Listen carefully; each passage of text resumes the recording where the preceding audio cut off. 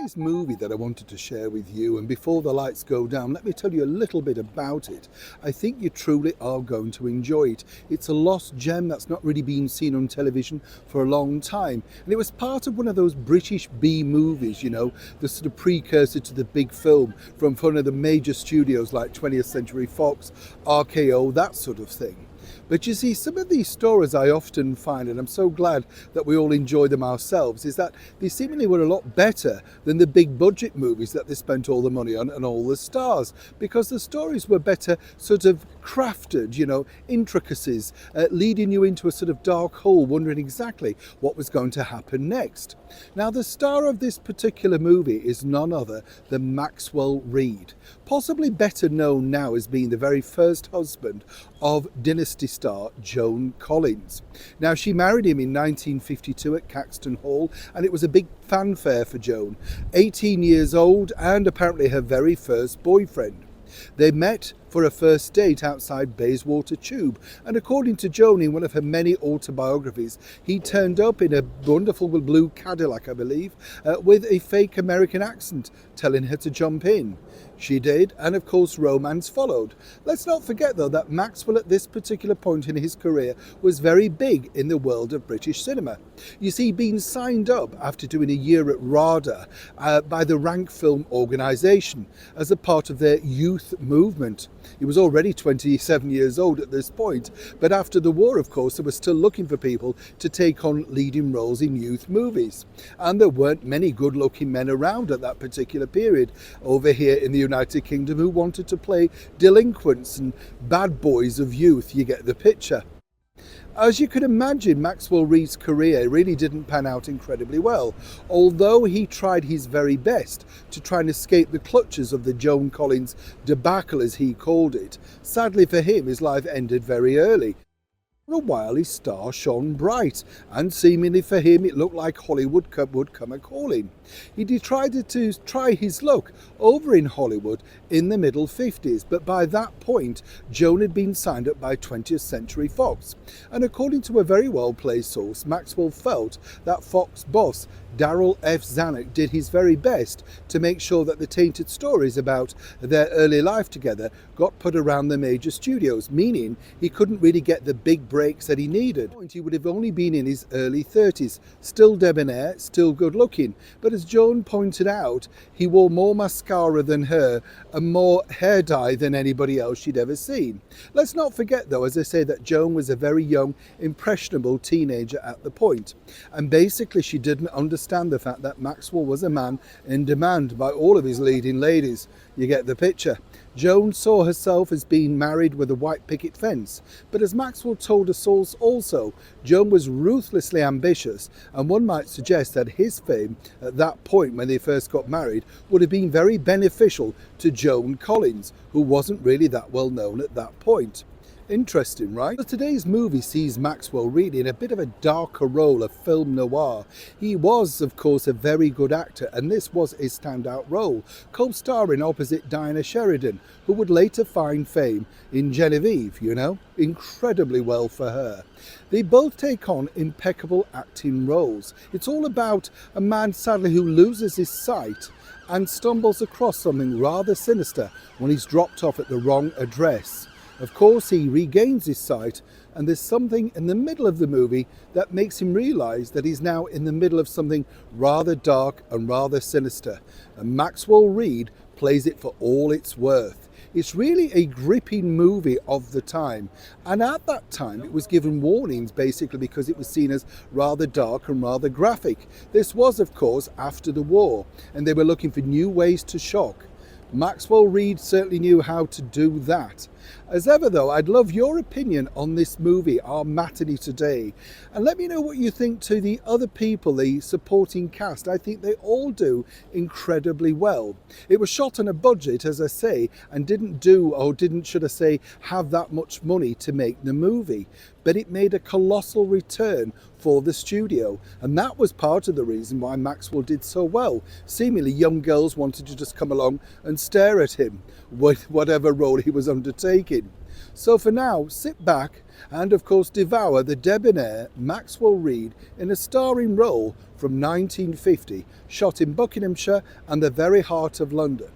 As the curtains go down, as ever, don't forget to like and share, and more importantly comment about what you thought about this dark, sinister tale in the very heart of London.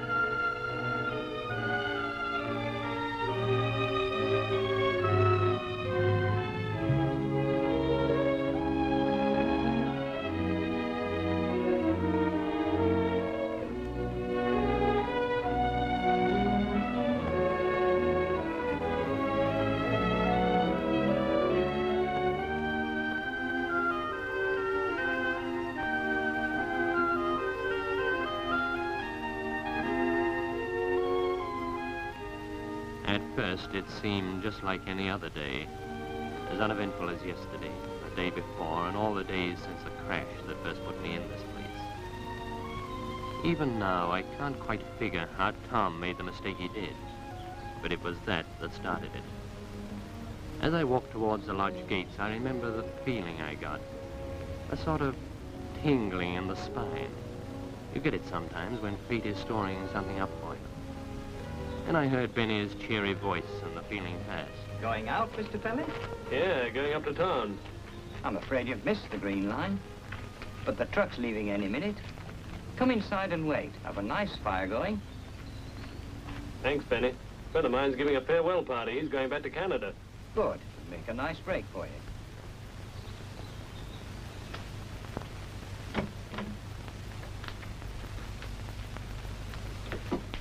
There you are, sir. Nice comfy chair by the fire.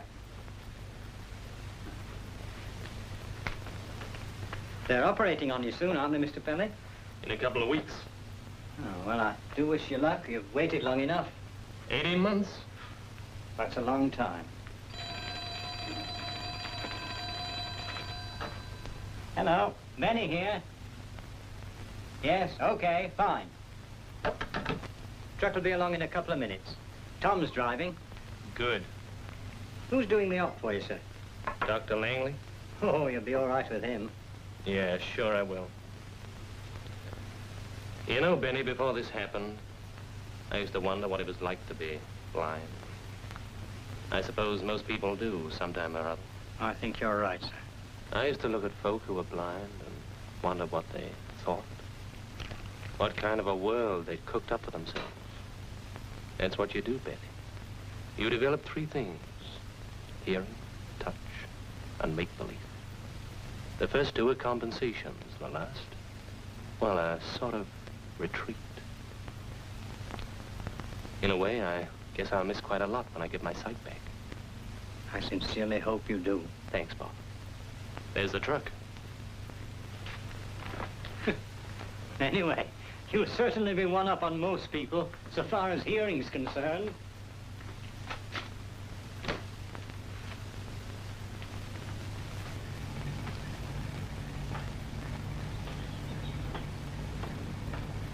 Got a passenger for you, Tom. Hey?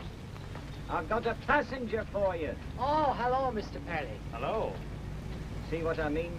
Deaf as a post.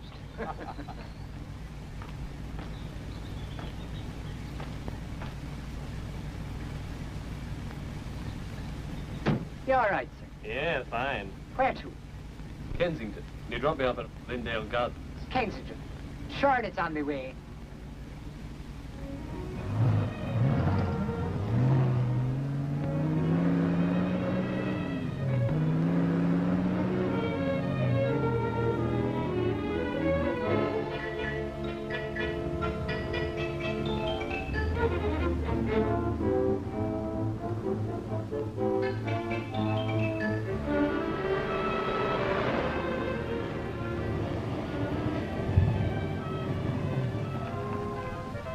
Lindale Gardens, did you say, sir? That's right.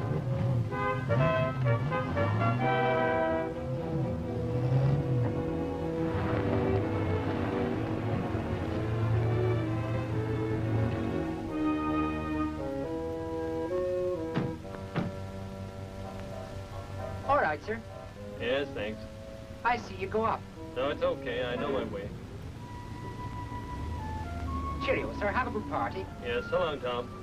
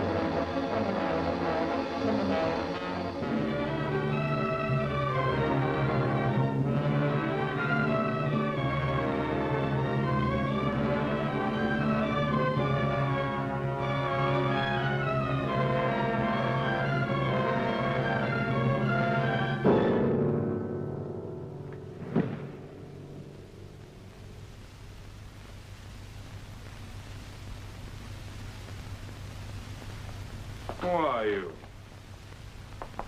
What are you doing here? The name's Pelly. Don't move.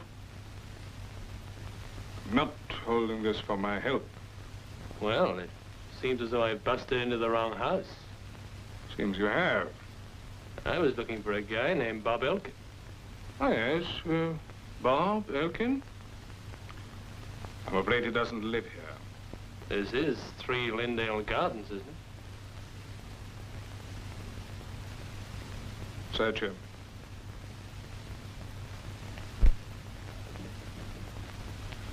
Having fun? Shut up. Go on, start talking. Where do you come from? Mother said something about the stork, but that was just to keep me quiet when the vicar came. Brother, I'll remember your voice. Take a good look at my face, too. It won't do you any good. Can you read?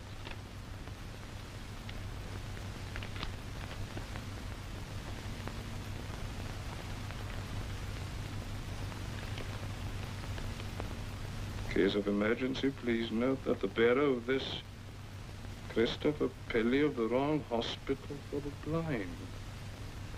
Blind? That's a break. How did you get in here? I must have come to the wrong address. There's a letter. Have a look, will you? Starts, Dear Chris. That's me. Dear Chris, I'll expect you on the 15th as arranged. 3 Lindale Gardens. Look, Otto, we can't risk it. He might go and... We've enough trouble on our hands already. I have a better plan. All right, Mickey.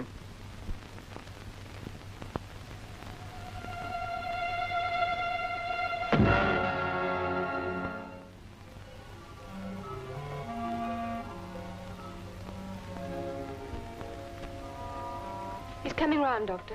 Thank you, Alice. Do you want to stay, Inspector? Well, I'd like to hear what he's got to say. Well, old fellow, you gave your head a nice wallop. Someone else did. Where am I? Back in your room. How do you feel? Terrible. How did I get here? Well, your friend telephoned the police after he found you lying in his basement area. They brought you. In whose basement? With his friend you went to see. What was the address, Inspector? Number 3 Lindale Gardens. Inspector? Police inspector? That's right. Well, what happened? Did you get them? The man that slugged me. Oh, no, that's all right, sir. You just had a fall, that's all. A nasty fall, mind you. Oh, my. Look, where's that driver? He dropped me at the wrong address. Now, I questioned him. He said that he dropped you outside number 3 Lindale Gardens. He may think he did, but... All right, if you don't believe I was slugged, what are you hanging around for? It's just a matter of routine, that's all, sir. Now, I'd like to ask you a couple of questions, if you don't mind. The driver said that you were standing by the railings outside the house when he left. Right. And they had an opening in them leading to some basement steps. If you think I stumbled through that opening and down those steps, you're... All the same, sir, you were found at the bottom a half an hour after the truck had gone. All right. Within that half hour, I went in and out of some house. I don't know where. But it certainly wasn't 3 Lindale Gardens. Guy doesn't usually throw a party with a knife in his back. Did you say my friend found me? Mr. Robert Elkin was the name of the gentleman. Oh, good, then it wasn't him. But I found someone on the floor knifed. The guy comes in and knocks me for 6. They must have dumped me to make it look like an accident. Well, it certainly looks like an accident, Pelly. After all, your story is a bit contradictory, sir. Now, if you had some lead on the place you say all this happened in, we might be able to do something about it.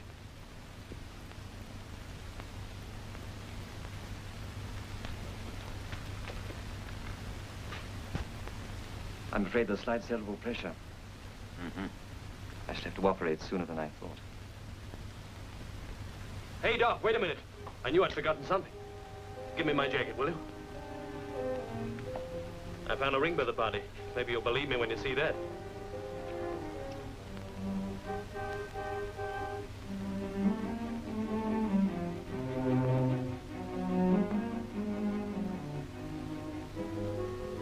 Well,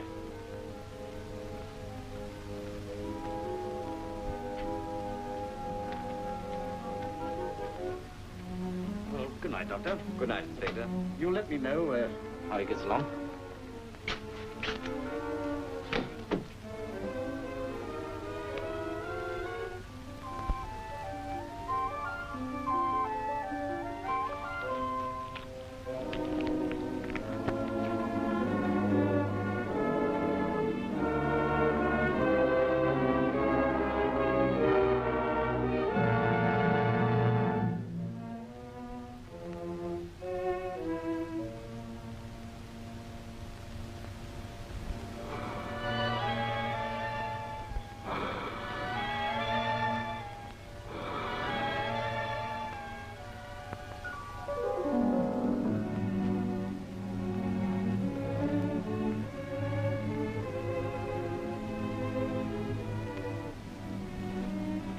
You won't see much at first, so don't be too disappointed.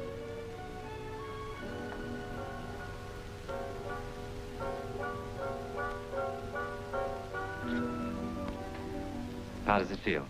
Not bad.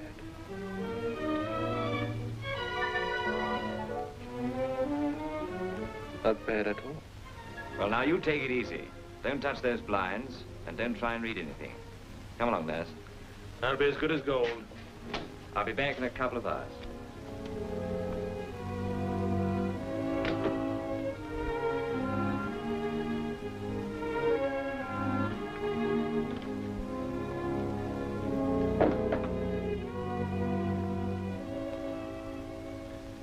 Boy, am I glad to see you.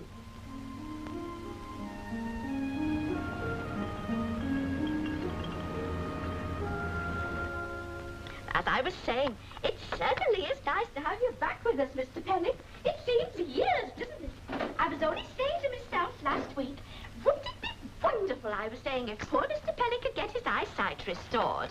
How did you reply to yourself? I said, oh, Mr. Penny. Thanks, you spoil me. That's all right, sir. I hope you found the flat as you left it. Yeah, the same old mess. Oh, Mr. Penny, you are. Any laundry, sir, is this it? Yeah. Oh, well, I'll take it along. Anything for the cleaners? Yeah, there's a suit in the wardrobe. The one that must look as though they've been having the old boys' dinner on. This one? Now, the one next to it, the natty gray job. Hmm? That's it. Anyone can see you're married. Well, it's best to be on the safe side. I knew a gentleman who lost a £5 note in the cleaners. Well, there's nothing in here anyway. Here it is. Well, I never, in the lining. Now, I don't suppose you've seen that for years, not since you had your suit cleaned last. Well, I'll be... Then I didn't imagine it. And they thought I was crazy. Mr. Pelly, I'm a married woman. Congratulations. And thanks for finding the ring. It makes all the difference. He's off his rocker.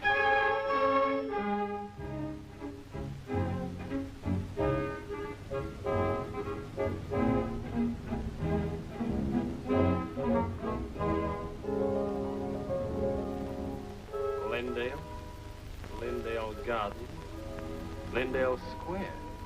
Have you quite finished? Quite. Yeah, help yourself.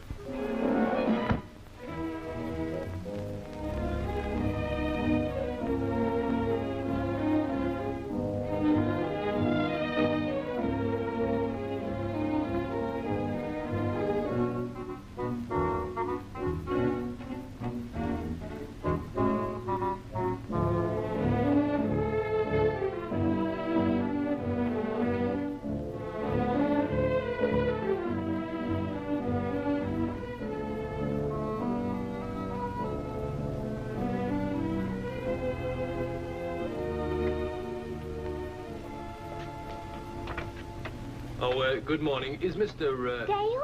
Yes, is he in? Well, he's out at the moment, sir, but Miss Dale's in the garden. I'll call her.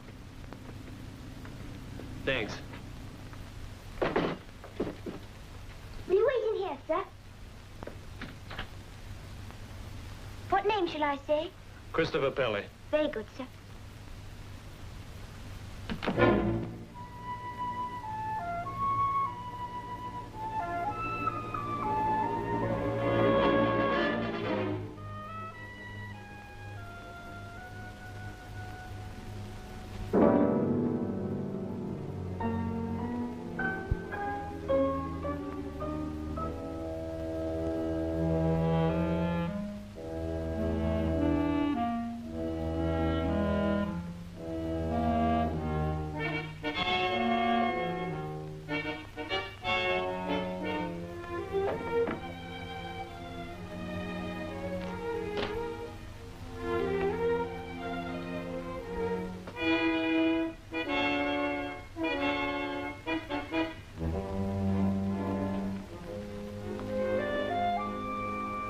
Oh.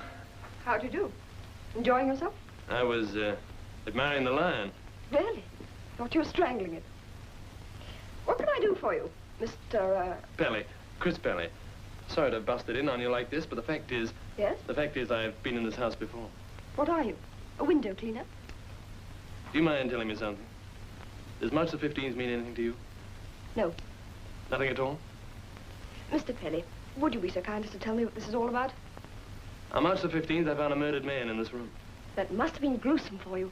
What did you do with the body? Not a thing. Someone hit me over the head and I woke up in hospital. How did you get out again? Before we go any further, I can see I must make one point clear. One?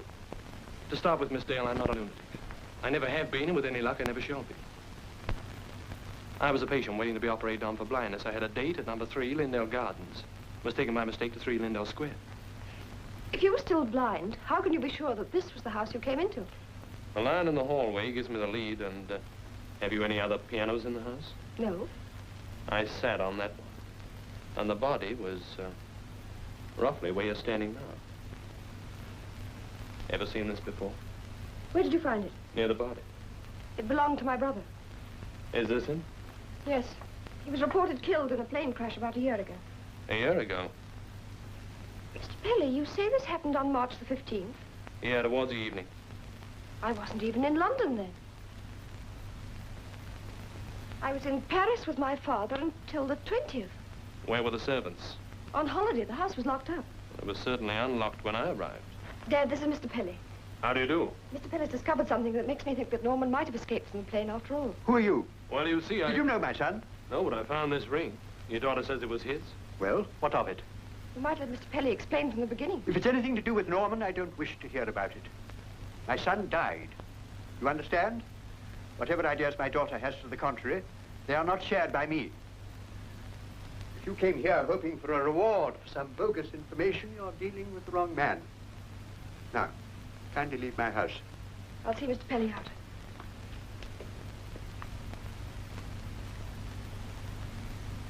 I'm I'm sorry about that. You see, my father had a nervous breakdown after Norman was killed. I'd like to talk to you again. How soon can you get away? 10 minutes? Do you know De Broy's restaurant? Yes. I'll meet you there in a quarter of an hour. All right.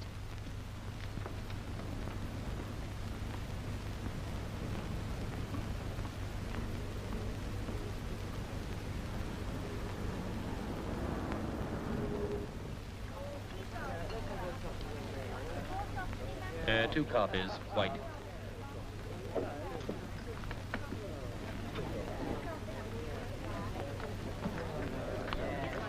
I don't want to involve you in this, but I believe your story, Mr. Pelly. Thanks. Your father doesn't seem to. Oh, he's become reconciled to Norman's death. We just don't mention it anymore. I see. Look, I'll hold on to this if you don't mind. There's an inscription. Do you mind reading it? No. To ND from LD, always. Who's LD? I've no idea. If Norman cracked up a year ago, what sense does this ring make? It's possible that he wasn't killed. But I thought you said... I said that he was reported killed. He might have escaped. Maybe you better tell me about the crash. Well, it started with engine trouble. Norman told the wireless operator, the navigator, to bail out, then tried to land on his own. The plane crashed and exploded. His body was never found. What makes you think Norman escaped? Well, it may sound like wishful thinking, but you see, we were twins. If one of us had an idea or a thought, the other seemed to get it straight away. A sort of affinity. Yes. Then after the crash, I always had the feeling that Norman was still alive.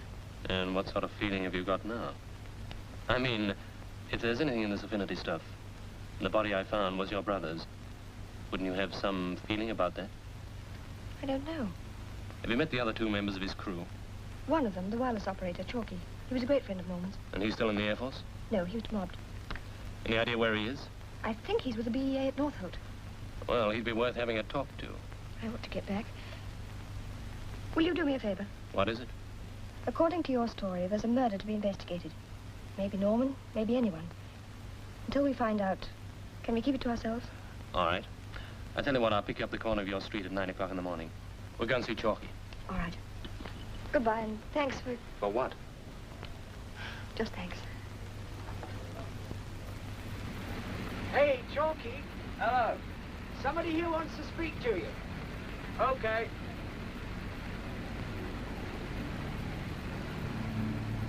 What can I do for you? Oh, hello, Miss Dale. Hello, Chalky. This is Mr. Pelly. He wants to talk to you about Norman. Better go over here. It's a bit quieter. He was a friend of yours, wasn't he? Best friend I ever had. What happened to the navigator? The one who was with you when you crashed? Guy Sinclair. Well, we're old pals, you see. Guy was pretty cut up, the same as I was. Awful thing was, we saw the whole thing happen. Well, you can imagine, can't you? You're quite safe, and all you can do is watch the fellow fixed it before you're crashing down to his death. I'm sorry, Miss Dale. Is there something I can do? You don't think there's the remotest chance that Norman may have escaped? Not 1 in a million. No, the plane was burnt to a frazzle after the petrol tank exploded, and I suppose, well... You suppose he was blown to pieces? Yeah. Did he have any girlfriends? Yes, I think so. You know of one with the initials LD? LD. Oh, yes, there was a little number called Lila Drew. She used to work at the Melody Club. Do you know her? Slightly. I've never heard of her. Where can I find Guy Sinclair? Well, I did have his address somewhere. Let's see if I still got it. Yes, there it is. It's a place called Paxton Court. I better write down for you. And if you can't find him there, you'll find him at the place he works at. It's a travel agency just off Baker Street. You'll find him there, all right? There you are. If you think poor old Norman's still alive... I didn't say so. But I thought you just said that... I asked if there was the slightest chance of him having escaped. Not quite the same thing, is it? Well, I don't get it. And I suppose you two know what you're doing. I don't know what I can do, but if there is anything, you know where to find me. Nice to see you again, Miss Dale. Thank you, Chalky. Well, thanks a lot.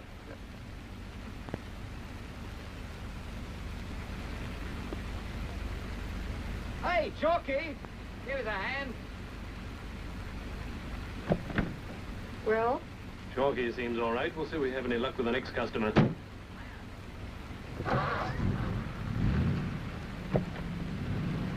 Okay, Bet.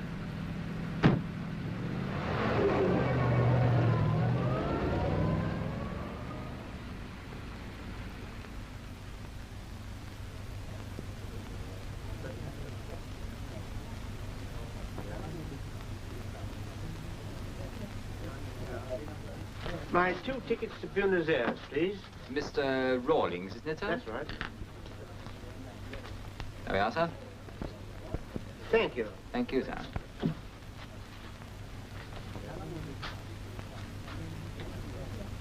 Yes, sir. I'd like to have a word with Mr. Guy Sinclair. I'm Sinclair, sir. Haven't we met someplace? I don't think so. At Norman Dale's house, wasn't it? I've never been there. I understood you knew him quite well. Did you see him killed? Yes, I was in his aircrew. Norman had a girlfriend named Lila Drew. Did you know her? Norman's girlfriends were none of my business. Do you know her? I don't know what all this has to do with me. I have work to do, if you'll excuse me. Sorry to bother you. I just thought you might help. How do you mean? Oh, just help. And give my regards to your 2 playmates. You see, I never forget a voice.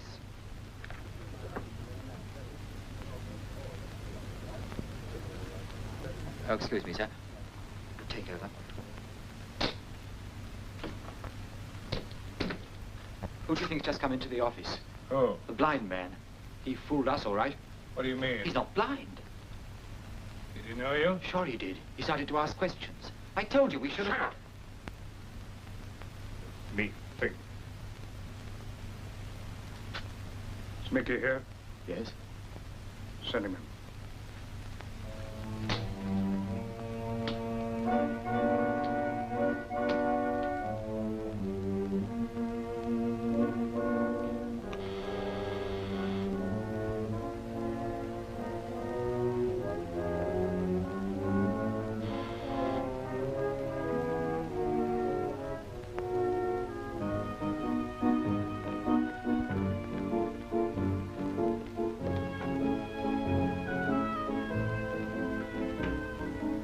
John. Fix yourself a drink while I finish dressing.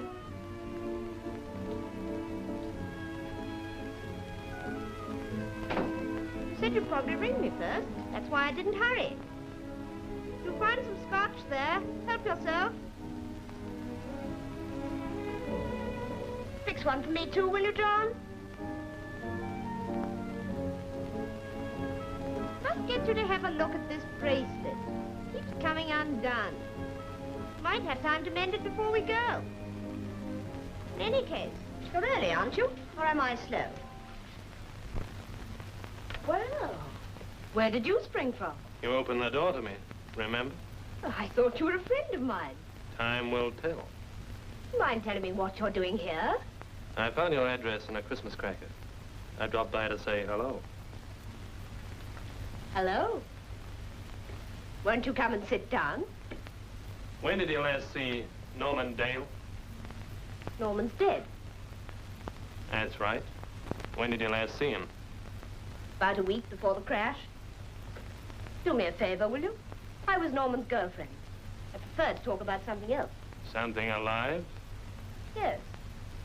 I'm superstitious.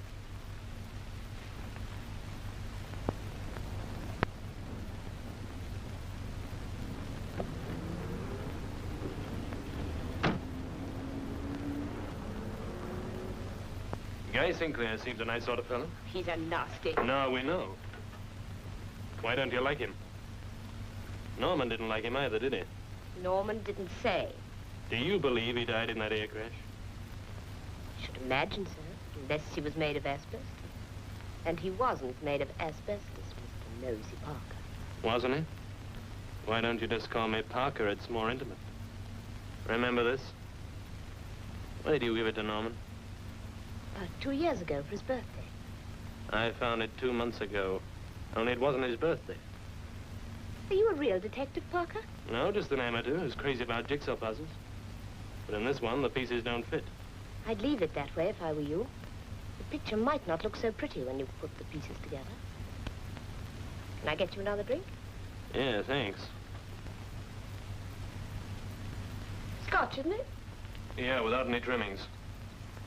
You seem too nice to get yourself mixed up in something you might be awfully sorry about. Being so sorry, that makes me so nice. Right now, I'm sorry for Norman Dale. I wouldn't mind a bit of sympathy myself. You don't need any sympathy, Angel. That'll be Johnny. I'll get rid of him, shall I? You must be a thought reader. I am.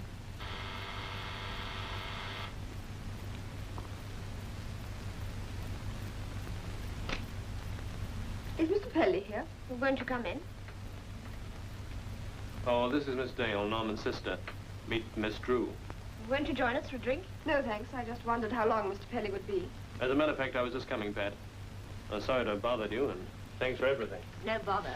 You must call again when you're not so busy. That's her. I can't think what my brother saw in a girl like that. Are you kidding? You seem to be getting on very well. Well, one has to make some kind of personal sacrifice here.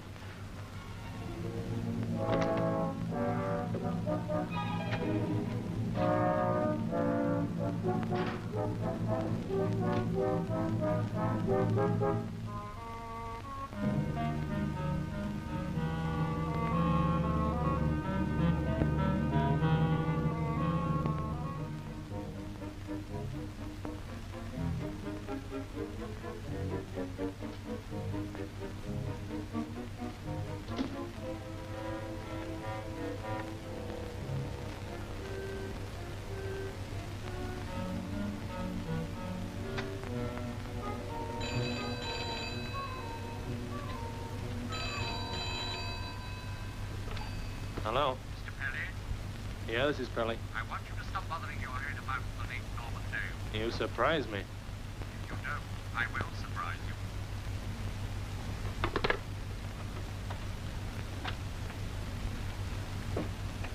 Hello, Dad. Where have you been? Visiting? Visiting whom?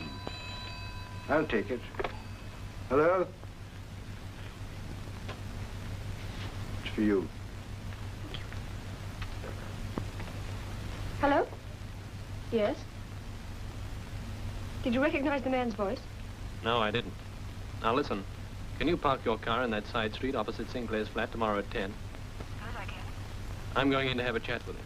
If I'm not out in half an hour, you telephone the police and say the place is being burgled. You're taking a chance, Chris. Not with you outside. Okay. Bye. Bye.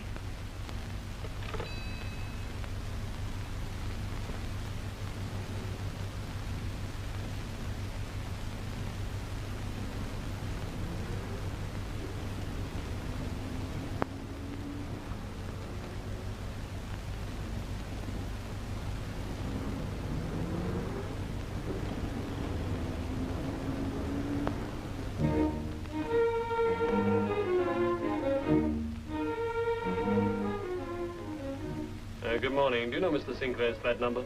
Number 69, 6th floor. But I don't think he's in, sir. Okay, thanks.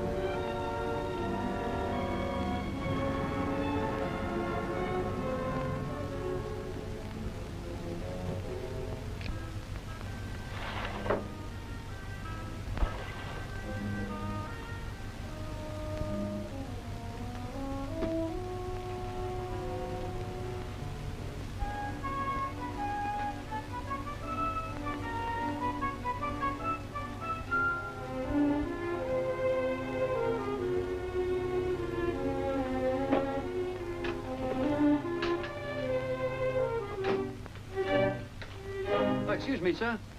What is it? A gentleman was inquiring for your flat number. What about it? Well, I told him you were out, sir, but he went on up. Let's go.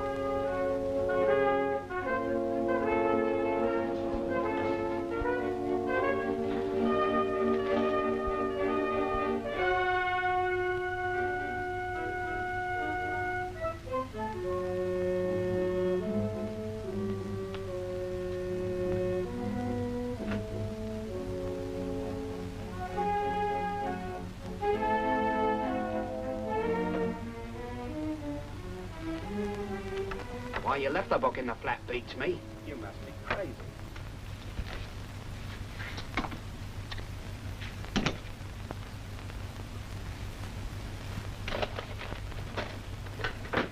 It's gone. You dope. Hello. Hall porter, please. This is Mr. Sinclair's flat here. Is that fella you told us about gone yet? He hasn't? Good. Then stop him if he tries to go. Perhaps he's still here. Of course he isn't. He went out by the same way as he came in, through that window. Now listen, you better telephone Otto and tell him what's happened. Otto? He's not... Do as I tell you if you don't want to end up on a marble slab. I'm going downstairs to try and catch the geezer.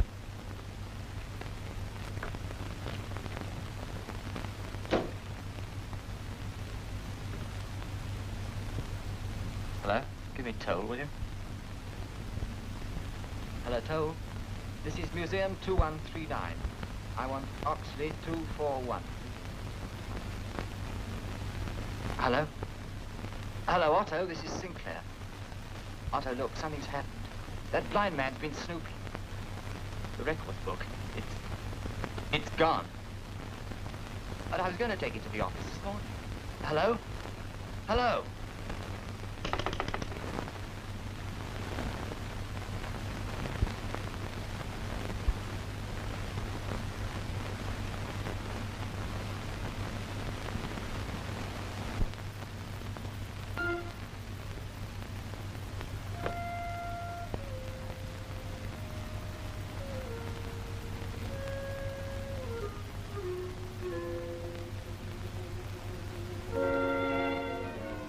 All right, Penny, come out of there. Raise your hands.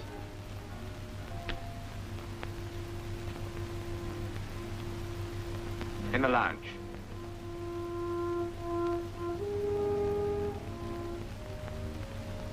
Over there.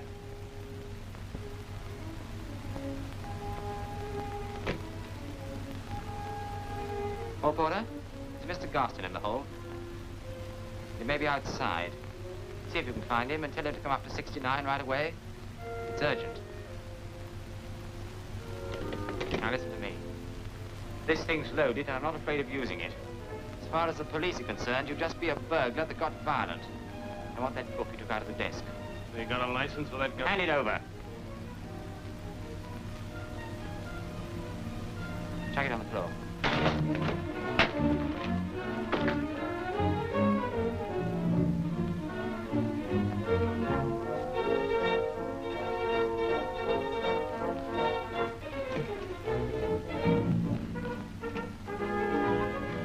What the devil?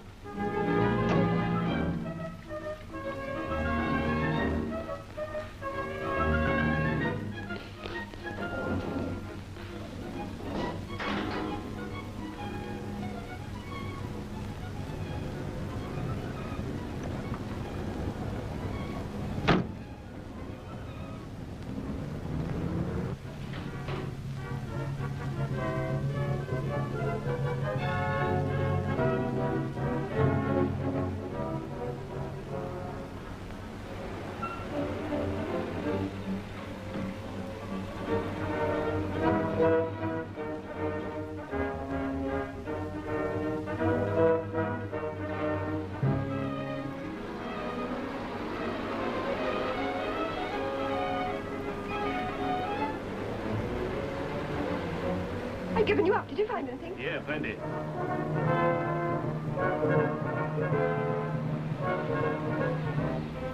And now? Post office. I'm going to wire chalk in.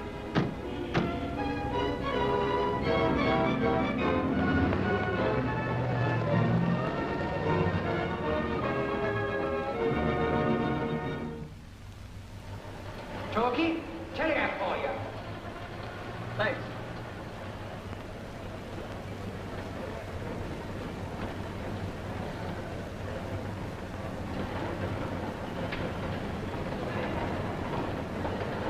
Bad news, Chalky? No, it's all right. Thanks.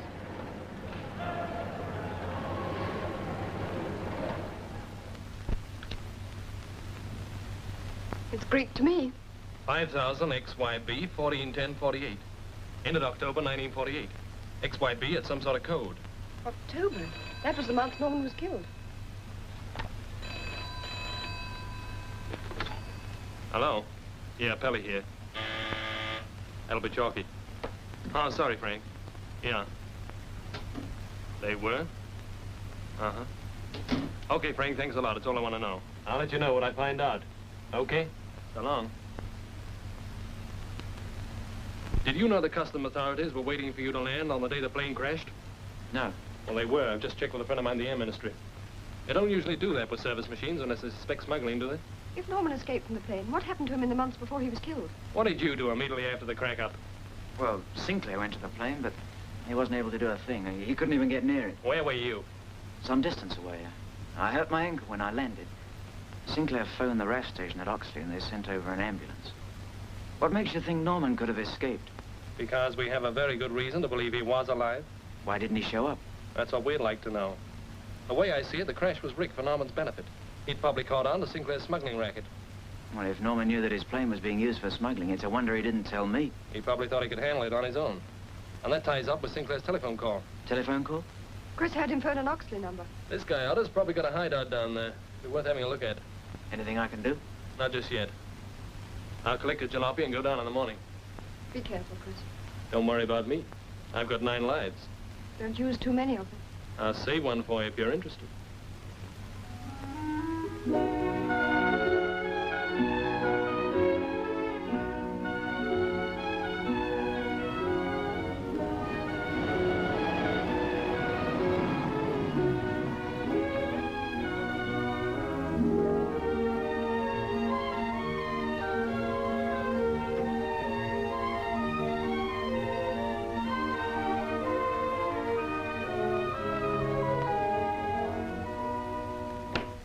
Good morning. Good morning.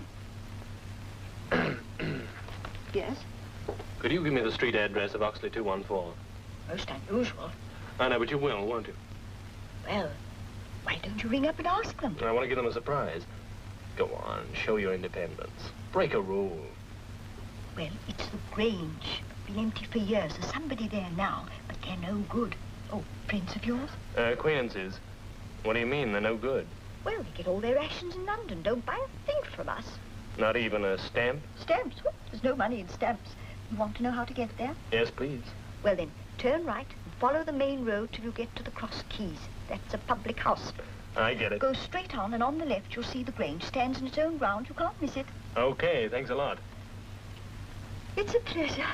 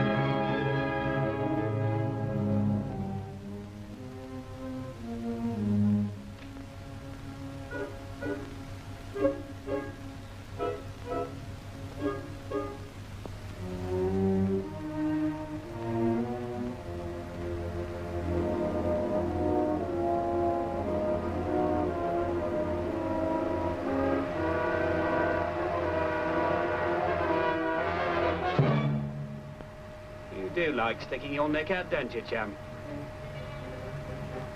Get moving.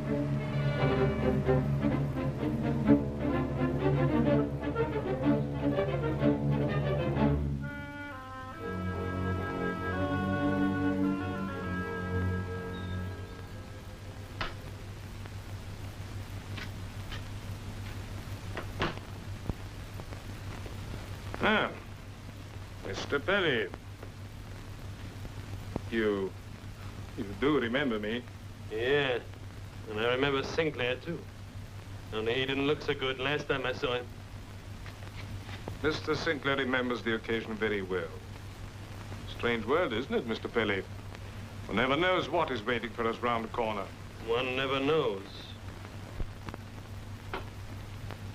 Mr. Pelly, what do you do for a living? I'm an engineer. Oh, are you now? Very interesting occupation. How would you like to return to it someday? Maybe I will. As soon as I've fixed you up. And not forgetting your two boyfriends, of course. I should be sorry to think that you're a vindictive man, Mr. Pelly. Personally, I like to live and let live. If only people would allow me to. Now, let's be reasonable, huh? All right, stop grinning like a benevolent tiger and get to the point. I should like that notebook you stole from Sinclair's flat.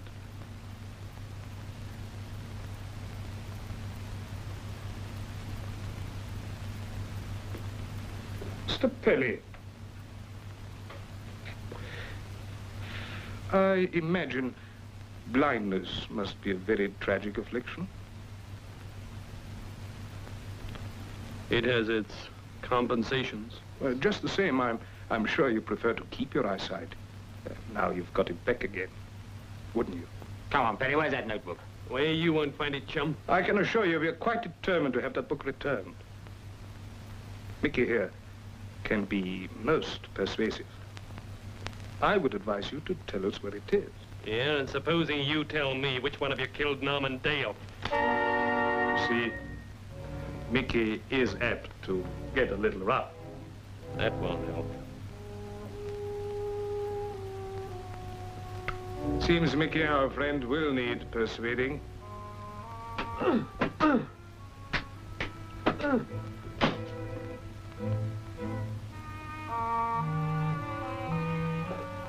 Sorry, I can't wave to you, Angel. Get up! All right, Mickey.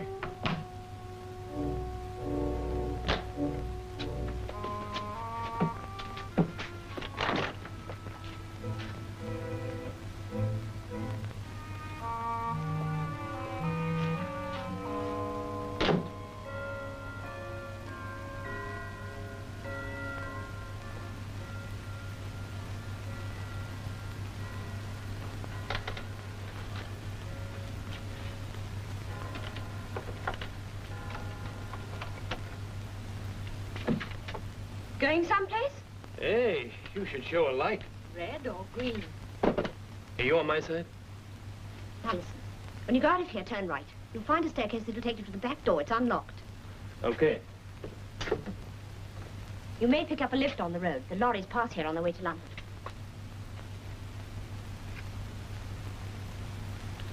All clear.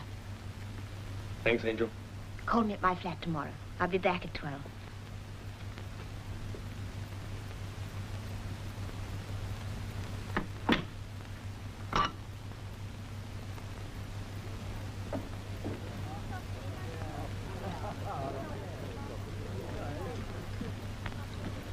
You were quick. What happened to you? Seems the boys got anxious about their notebook. Tell me something, is your father still against my making investigations? Yes. You know why? No, I don't, but I'm beginning to agree with him. Chris, what good is it doing? No matter what you discover, it won't bring my brother back. Meanwhile, you're just a target for these thugs yourself. Hey, you've changed your tune, haven't you? No, I haven't, but I've got to think of Father. He's had one nervous breakdown already, and if this continues, he might... What? He might go to pieces altogether. I'll have a talk with him. No, don't, please. Why not? Well, I had to tell him that I'd asked you to drop the whole thing. Will you? I'm sorry, I've got a score to settle on my own account. All right. Where are you going? Home. Chris, taking the law into your own hands isn't going to get you anywhere. What do you want me to do, go to the police? No, you know I don't want that. Just stay out of trouble. I'll think about it.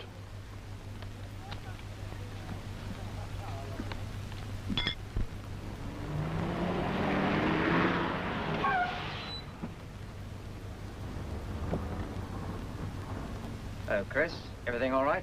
Not bad.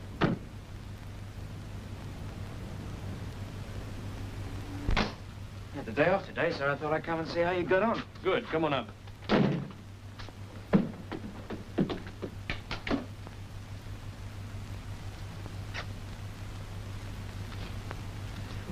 They mean business. Yes, so do I. They must have got in during the night. They'd found I'd gone, and apparently our guests don't appreciate Shakespeare. Nice work.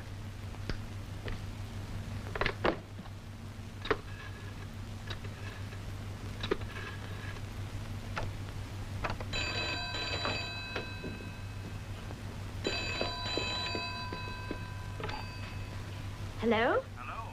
Hello, Parker. I thought it would be you. I rang you up to see if you were all right. It was a bit tricky getting away. I thought they suspected. But it was all right. Listen, I must talk to you. Can you come round? What's it about? Strictly business. There are one or two things I didn't tell you the other day. But I will tell you now if you're interested. I'll be over in 10 minutes. I'll wait for you.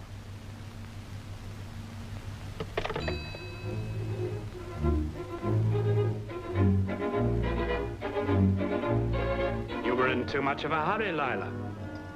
We found these in your room after you left.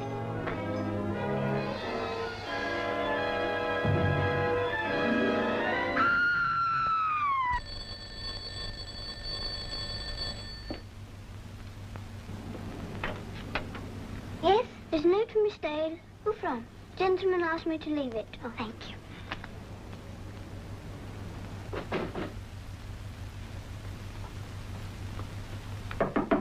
Come in. This was left at the door, miss. Thank you, Jenny.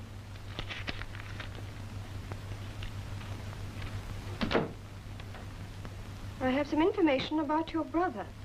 If interested, meet me at the corner of the Haymarket and Panton Street in half an hour of receipt of this.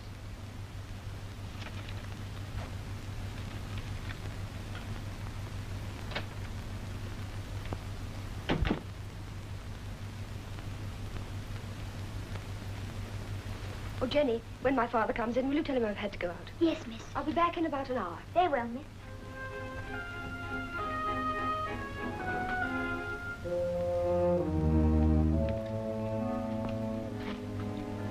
The key's in the lock.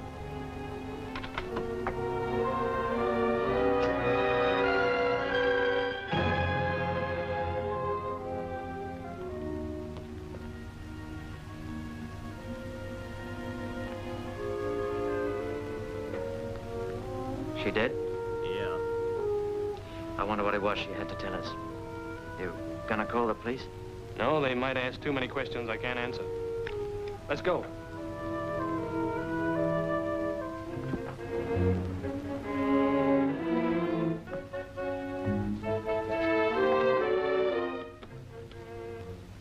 Now we'll try the window.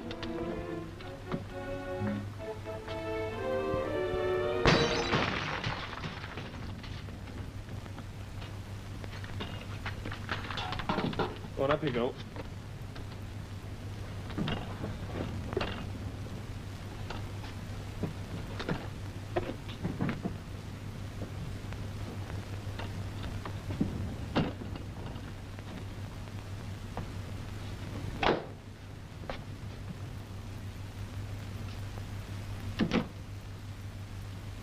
Keep the torch on the floor.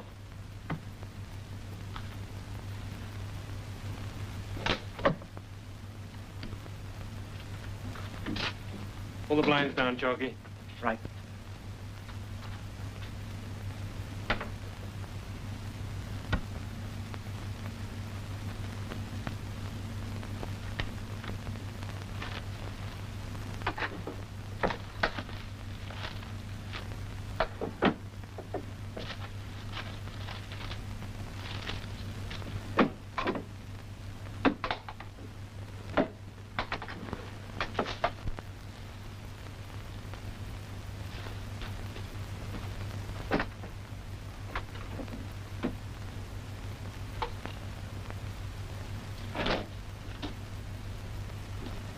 Lend a hand, Chalky. Sure. Maybe this one will be lucky. I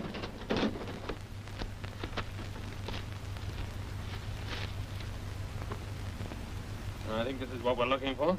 The key to the code numbers? We'll soon see.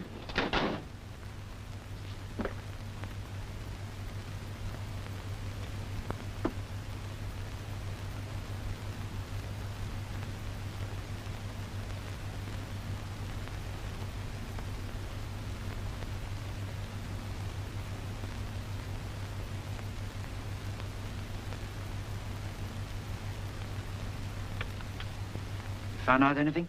Yeah, Chalky, quite a lot. The pieces are beginning to fit. What do you mean? Take a look for yourself. These boys have been running a pretty smart racket in currency exchange. The code numbers of their foreign agents. The figures, their amounts. Well, that pretty well ties up everything, doesn't it? Yeah, pretty well. But we'd better be going, hadn't we?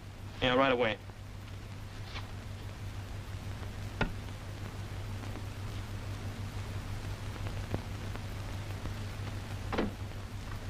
What's the next move, Chris? It all depends on the next 2 minutes. I should have figured it out before. Travel agency, airport, reception committee at the Grange. It all adds up, doesn't it? What are you talking about? You don't think that I had anything to do with it? We'll soon see. All right, Mickey. After you, Chalky. Oh. Well, why should I go first? I want to see what your playmates have got planned for me.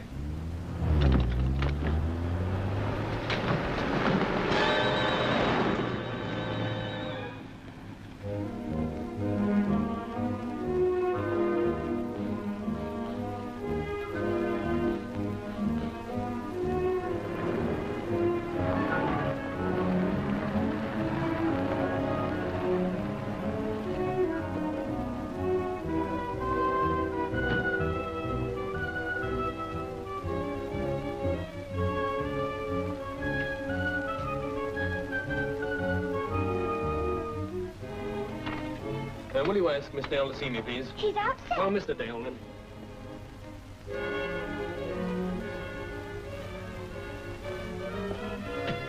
You wait a moment, sir.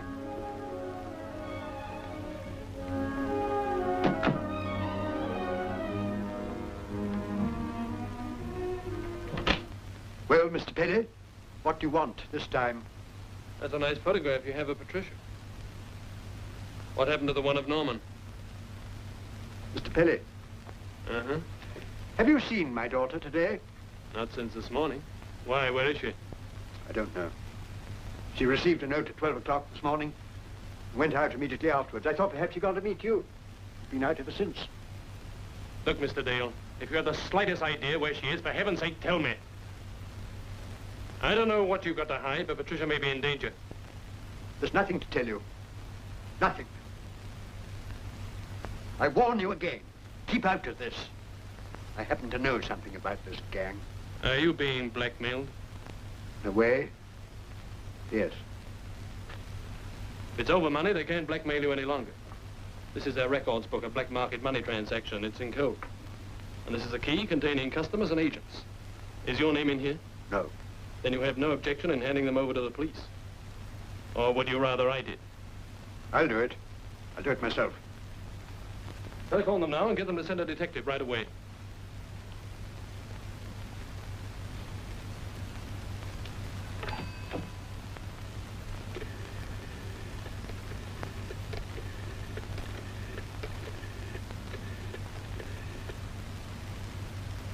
Scotland Yard, put me through to the duty inspector, please. What I think has happened, I've got a good idea. Patricia is. There's a house down at Oxley called the Grange. I know. You think they've taken her there? Yeah, they probably expect me to follow. Hello? This is Mr. Dale, 3 Lindale Square. Would you please send a detective round to see me immediately? Yes, it's very urgent. I'm going down there. Now, you hang on to these and don't let them out of your sight.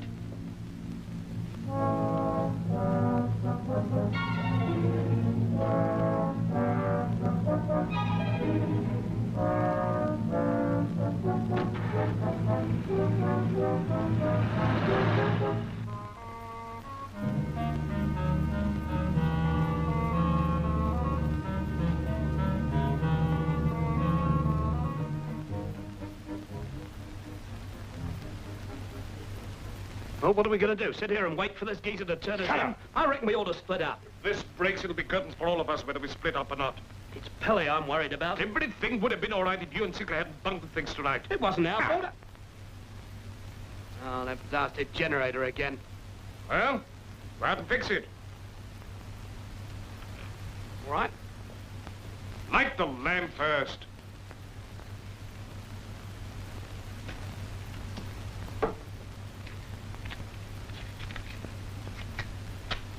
Get a move on. Light it.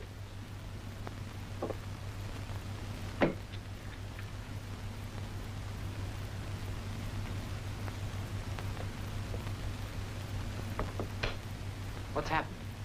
The generator's broken down. Mickey is going to fix it. I better go and see if the girl's all right.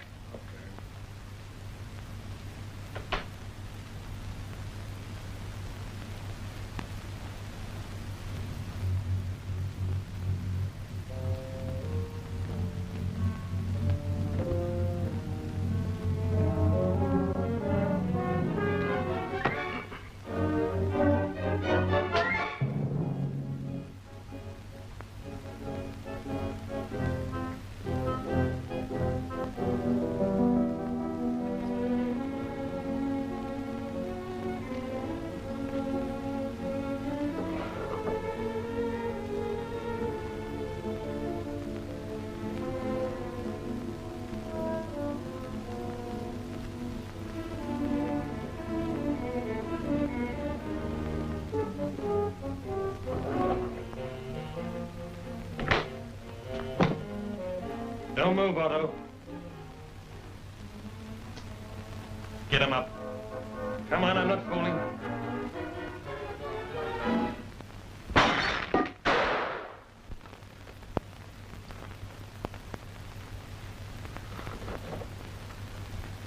Now, this is just the way I like it, Otto. You've never been in a blackout before. It's just like this when you're blind. How do you feel about it?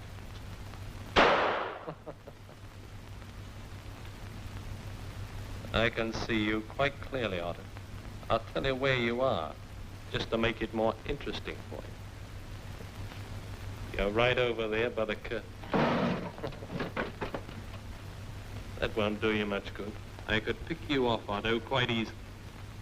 But I want you to tell me where Patricia Dale is first. I'll give you 5 seconds, Otto. Just 5 seconds.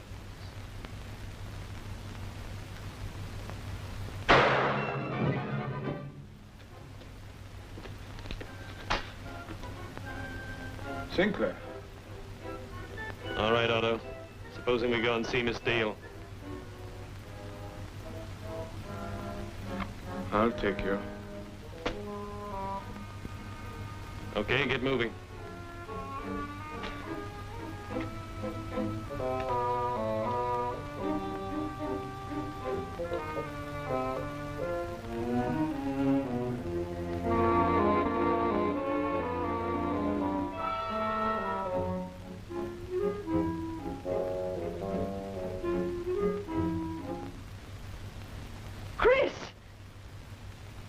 Come on, Pat, we haven't got much time. I'm afraid she can't leave just now. Norman Dale. Sorry to spoil your little murder hunt. But as you can see, I am really quite well. How long have you known, Pat? Since this afternoon. Does your father know anything about it? I think so. I'd advise you to hand over that gun, Penny.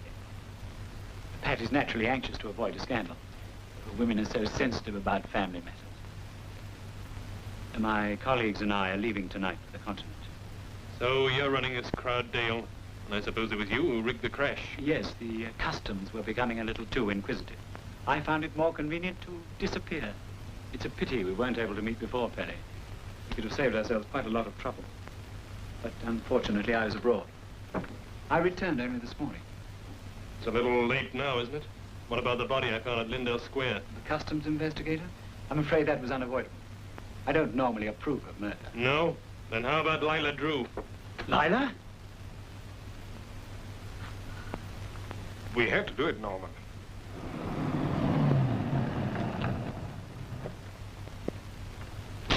Norman, the police! All right, stay where you are.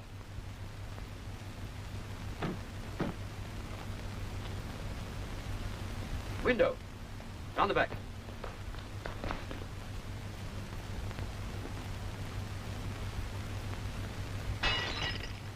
Inspector. Hurry.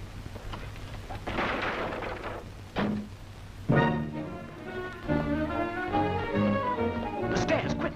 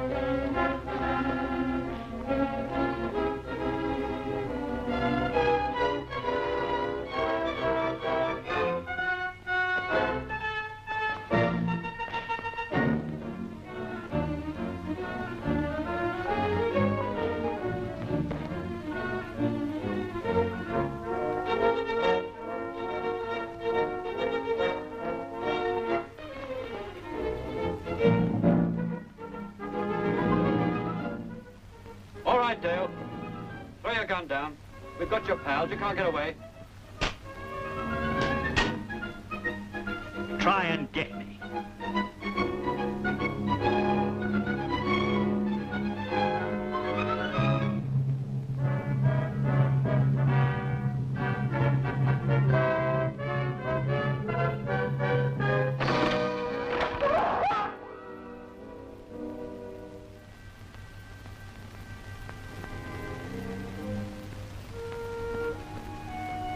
We've got the two of them, sir. I've called an ambulance for the others. Good. I'll take them along. You stay behind and clear things up. Right, sir. You'd better get that arm fixed. I'll be along in a minute.